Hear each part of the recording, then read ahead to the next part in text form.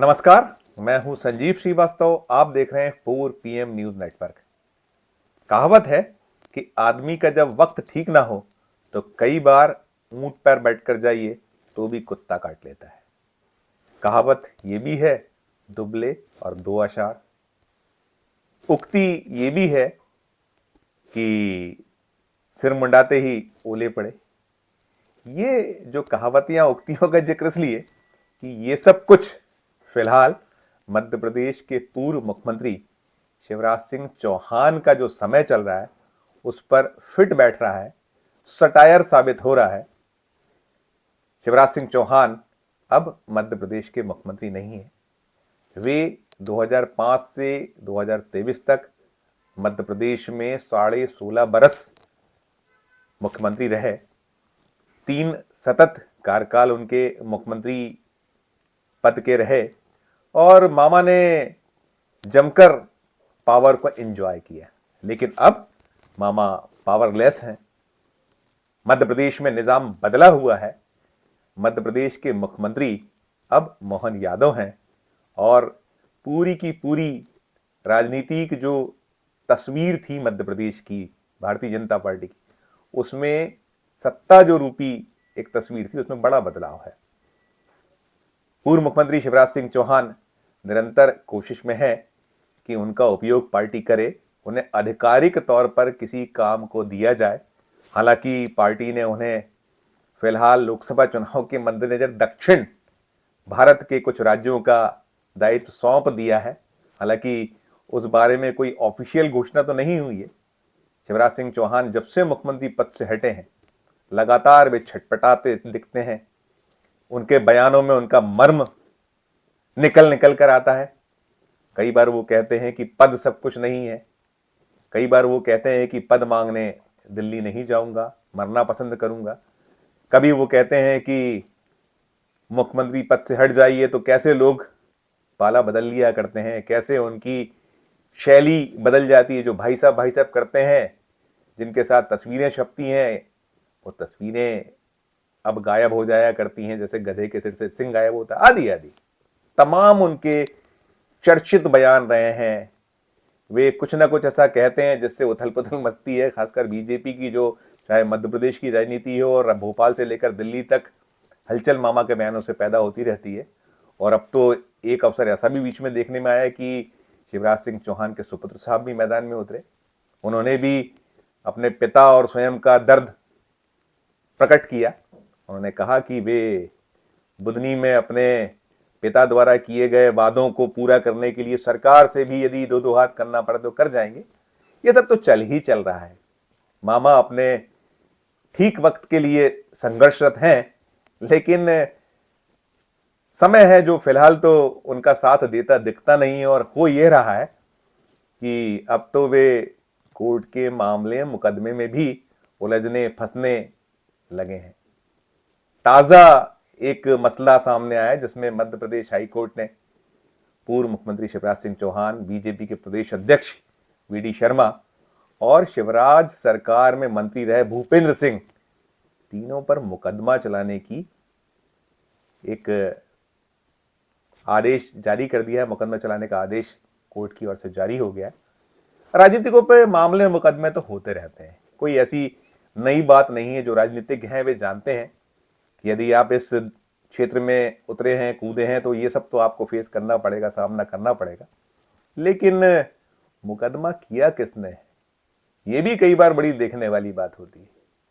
और अभी जो ये ताज़ा मामला जिसका मैं इस वीडियो में जिक्र कर रहा हूं, वो मसला शिवराज सिंह चौहान के मुख्यमंत्रित्व काल के दौरान का है।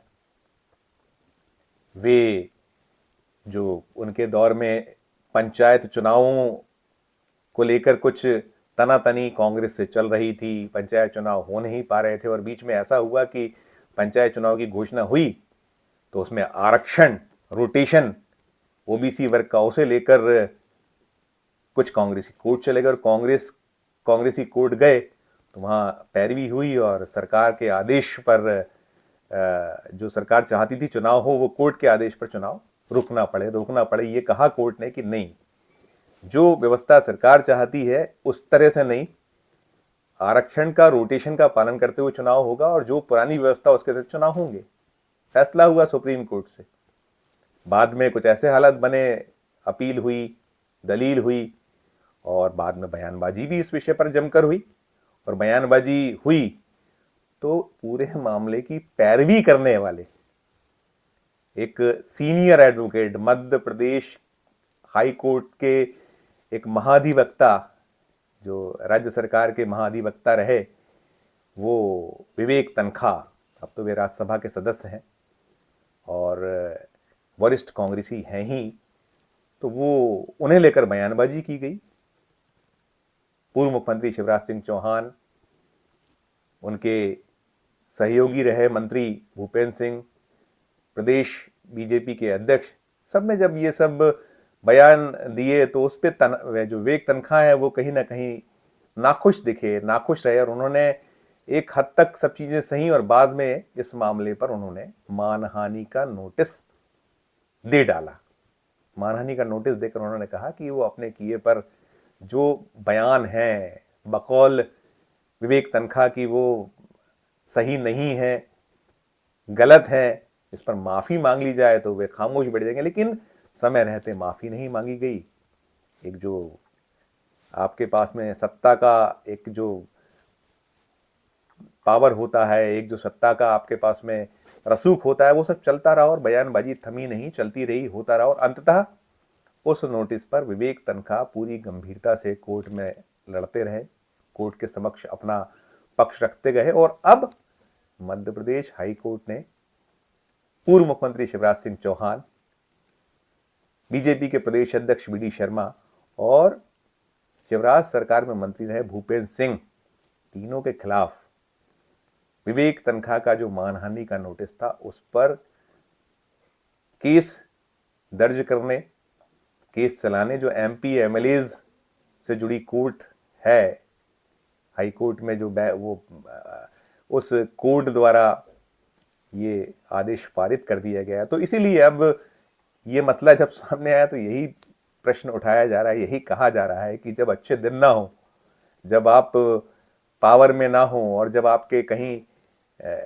ऐसा अवसर चल रहा हो, दौर चल रहा हो, जब आप संघर्षरत हों, प्रयासरत हों, तो उस दौर में ये दुबले और दो आषाढ़ वाले हालात, जो कहावत है, उसी का तर्क इस मसले पर दिया जा रहा है। और ये तो फैक्ट है कि मामा शिवराज सिंह चौहान अपने जो राजनीतिक जीवन का जो एक दौर आता है, उतार चढ़ाव का जो सिलसिला होता है, अभी तो ढलान की सी हालत बनी हुई है, ढलान पर मामा बने हुए हैं।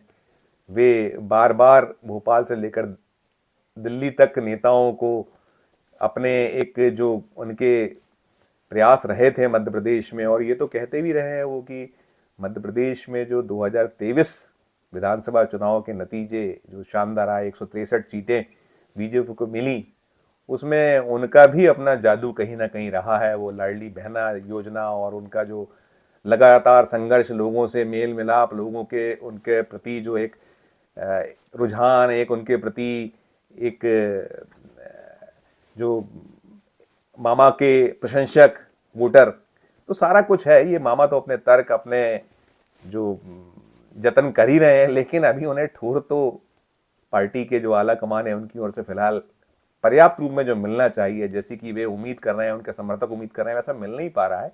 इधर ये जरूर है कि उन मुश्किलों के साथ साथ ये नई मुश्किल कोर्ट कचहरी वाली, और मैंने कहा देखिए कोर्ट कचहरी ये सब एक राजनीतिज्ञ के जीवन का एक आम हिस्सा है, एक बहुत अभिन्न सा अंग है।